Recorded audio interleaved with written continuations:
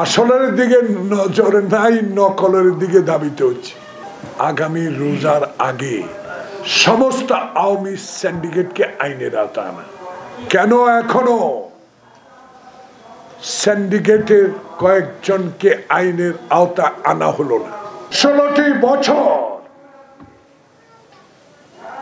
শেখ হাসিনা বাংলাদেশকে তছনছ করে দিয়েছেন। আপনি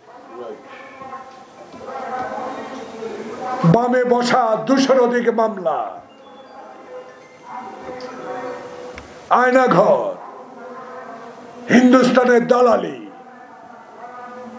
পানির ন্যায্য না আনা, হিন্দুস্তানের সাথে অমূলক যেসব চুক্তি, ক্ষমতায় টিকিয়ে রাখার জন্য ভারতের নত জানো, ভারতের কাছে হওয়া, এগুলার বিরুদ্ধে যখন বেগম জিয়া তার দল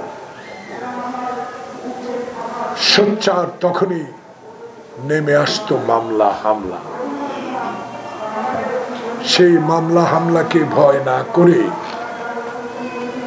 16টি বছর আমরা আজকে গণতন্ত্র ফেরত পেয়েছি। যদি ডক্টর ইউনূস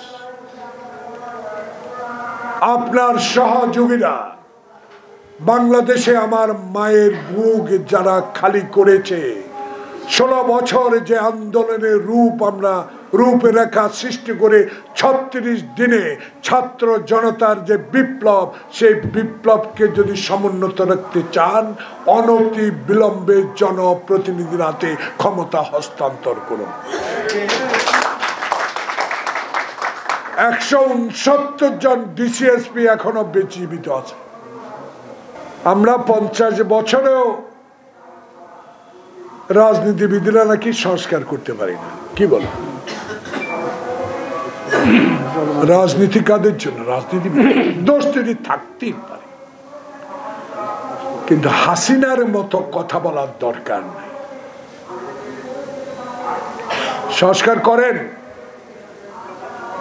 আপত্তি নেই। আসলের দিকে নজর নাই, নকলের দিকে ধাবিত হচ্ছে। এখন এই মুহূর্তের দরকার বাংলাদেশের মানুষকে আগামী রোজার আগে সমস্ত আওয়ামী সিন্ডিকেটকে আইনের আওতায় আনা। যদি পেঁয়াজ, মুড়ি আর কাঁচা মরিচ না কিনতে পারি, তাহলে খোকন মুগ্ধ কেন রক্ত দিল? আমি জিজ্ঞাসা করতে চাই। আমি স্বরাষ্ট্র উপদেষ্টা, আপনাকে আমি সম্মান করি, আপনার প্রতি আমার শ্রদ্ধা অপরিসীম। আপনিও মুক্তিযোদ্ধা, আমিও মুক্তিযোদ্ধা। কেন এখনো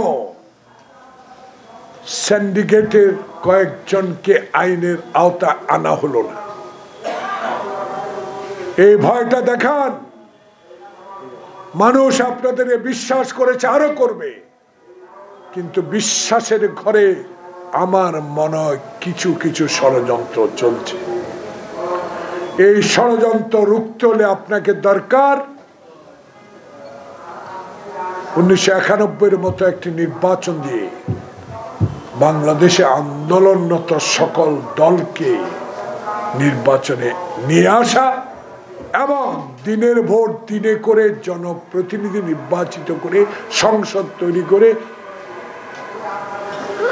এসবের বিচার নির্বাচিত সরকারই করবে। বাকিটুকু আপনারা করেন, আপত্তি নাই।